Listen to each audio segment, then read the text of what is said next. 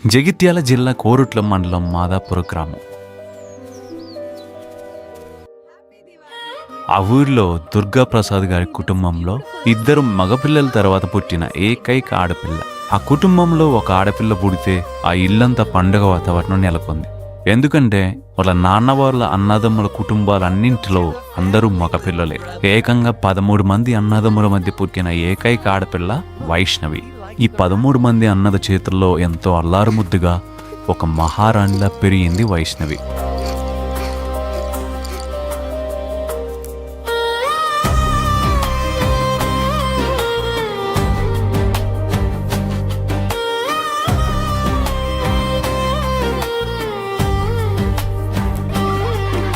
కుటుంబ సభ్యులందరికీ ఆమె ఒక గారాల పట్టి. ఎంతో గారవంగా పెరిగిన ఆ చిట్టి తల్లి జీవితం ఇంత ఘోరంగా ముగుస్తుందని ఎవరు కల్లో కూడా ఊహించలేదు.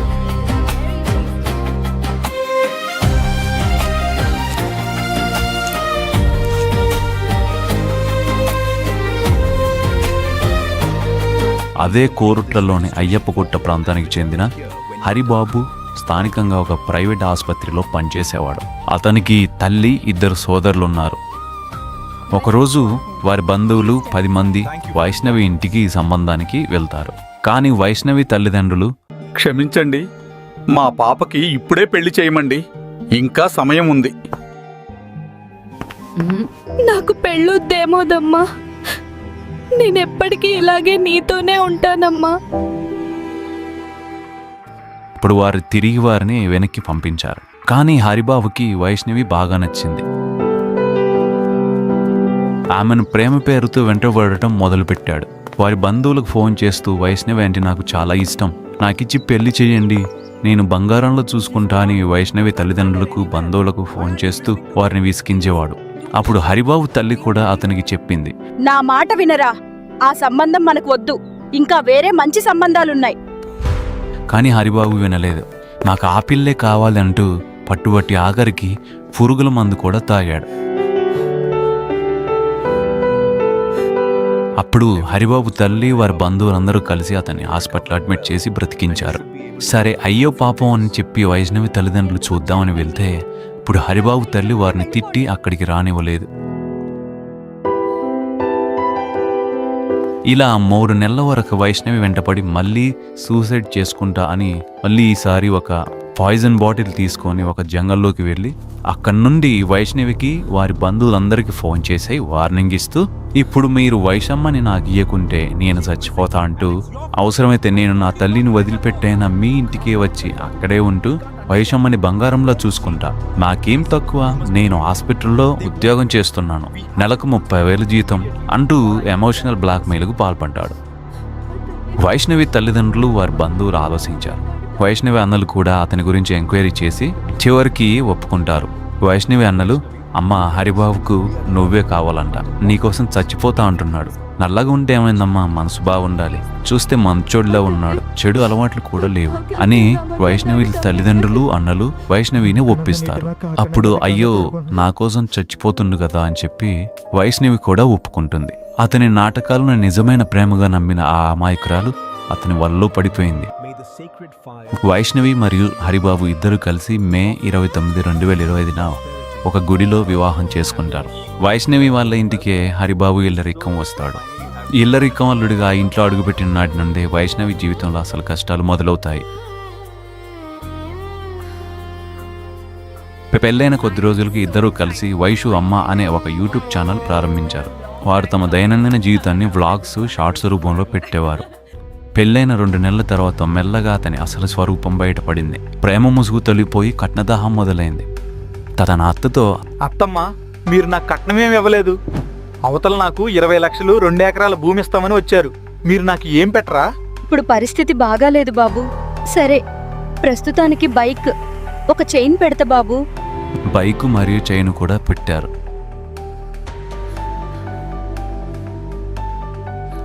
హరిబాబు మళ్ళీ వైష్ణవితో, రేపు మనకు ఉండటానికి స్థలం లేదు, ఫ్లాట్లు దొరకడం లేదు, మీ అమ్మకి చెప్పు ఫ్లాట్ కావాలని. ఇప్పుడు వైష్ణవి తల్లిదండ్రులను అడగ్గా వారు హడాయిడా అప్పు చేసి 12 లక్షలు అప్పు తెచ్చి మరీ మాదాపూర్ శివారులో 2 గుంటల పొలం కొనిచ్చారు.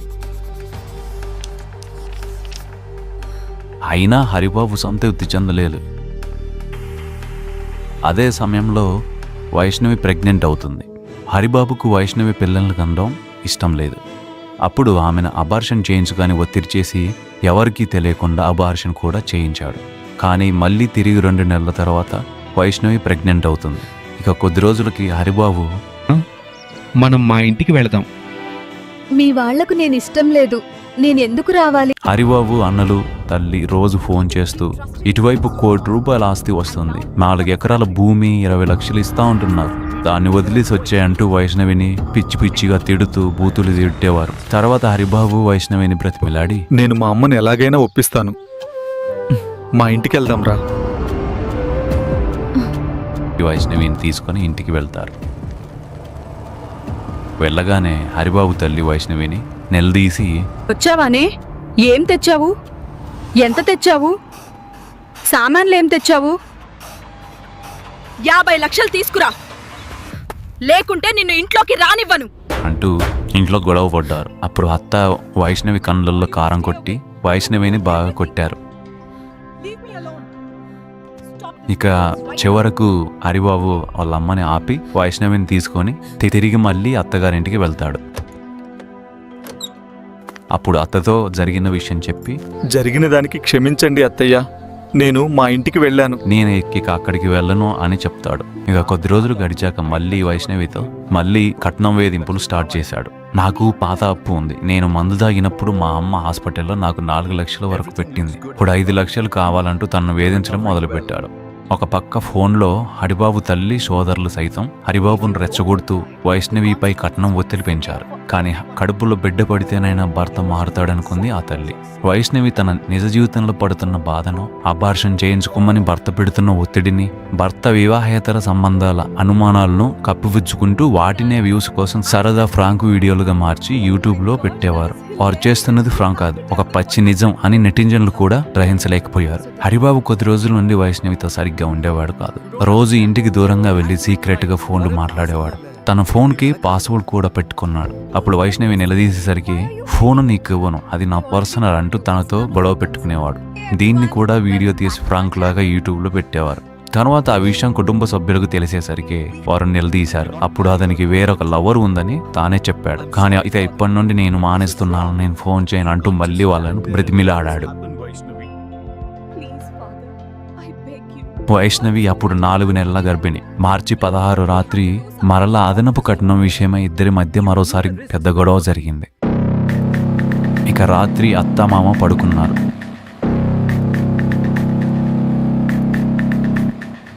వారు పడుకున్న తర్వాత తెల్లవారుజామున 4 గంటలు ఆ ప్రాంతంలో హరిబాబు కిచెన్లోకి వెళ్లి కత్తి తీసుకొచ్చాడు. నిద్రపోతున్న తన భార్య అని కూడా చూడకుండా, తన బిడ్డను మోస్తున్న తల్లి అని కూడా కనికరించకుండా ఆ ఉన్మాది హరిబాబు కత్తితో విచక్షణ రహితంగా దాడి చేశాడు. కత్తిపోట్లకు గురైన ఆమె కేకలు బయటకు రాకుండా గొంతు నులిమి కిరాతకంగా చంపి శవాన్ని బిడ్డి కింద పెట్టేశాడు.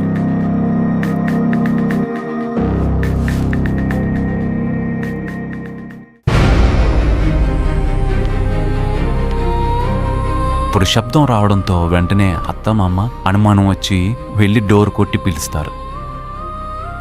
కానీ అప్పటికే వైష్ణవి చనిపోయి ఉంటుంది. అప్పుడు హరిబాబు నటిస్తూ కిలకిల నవ్వుతూ తన భార్యతో ఏదో జోక్ చేస్తున్నట్టు నటిస్తాడు. అది విన్న వైష్ణవి తల్లిదండ్రులు తిరిగి వాళ్ళ రూమ్కి వెళ్ళిపోతారు.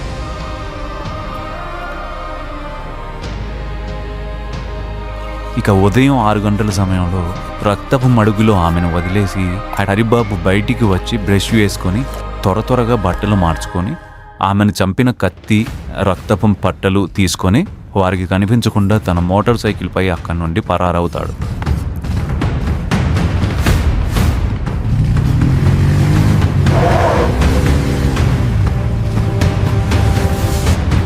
ఉదయం తలుపులు తీసి చూసిన తల్లిదండ్రులకు రక్తపు మడుగులో తన కూతురు విగత జీవిగా కనిపించింది. అది చూసి తల్లిదండ్రులు బోరున ఏడుస్తూ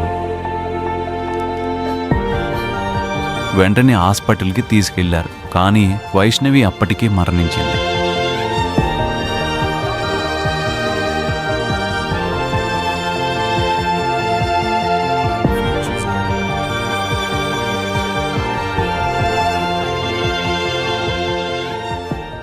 ఇక ఫిర్యాదు అందుకున్న పోలీసులు వెంటనే రంగంలోకి దిగారు. పారిపోయిన హరిబాబు కోరుట్ల శివార్లోనే కోనరావుపేట క్రాస్ రోడ్డు వద్ద ఉన్న ఒక ఖాళీ డబుల్ బెడ్రూమ్ ఇంట్లో రక్తంతో తడిసిన బట్టలను హత్యకు ఉపయోగించిన కత్తిని దాచిపెట్టాడు. ఆ తర్వాత మియాపూర్ ప్రాంతంలో తిరుగుతూ పోలీసులు కళ్ళుగప్పే ప్రయత్నం చేశాడు. కానీ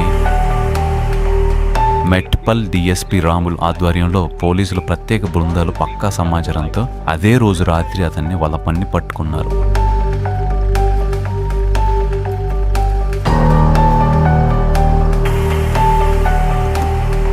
హత్యకు ప్రేరేపించిన అతని తల్లి లక్ష్మి మరియు సోదరులను కూడా పోలీసులు అరెస్టు చేశారు. ప్రస్తుతం హరిబాబు కరీంనగర్ జైల్లో రిమాండ్ జీవితం గడుపుతున్నాడు.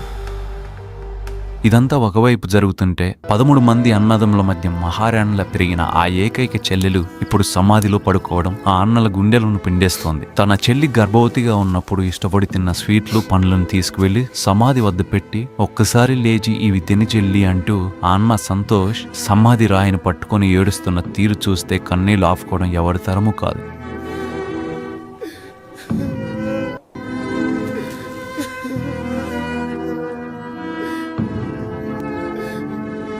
మందు తాగి డ్రామాలాడే వాళ్ళను నమ్మి మోసపోకండి. సోషల్ మీడియాలో కనిపించే నవ్వుల వెనక ఇలాంటి వాళ్ళు ఉంటారు. కడుపులో ఉన్న పసిబిడ్డతో సహా ప్రాణాలు కోల్పోయిన ఆ తల్లికి న్యాయం జరగాలి. మీలో ఎవరైనా ఇలాంటి సమస్యలను ఎదుర్కొంటూ ఉంటే గృహహింస హెల్ప్ లైన్ నెంబర్ 181100 స్క్రీన్పై కనిపిస్తుంది చూడండి. ఈ నెంబర్లకు ఫిర్యాదు చేయవచ్చు. Thanks for watching.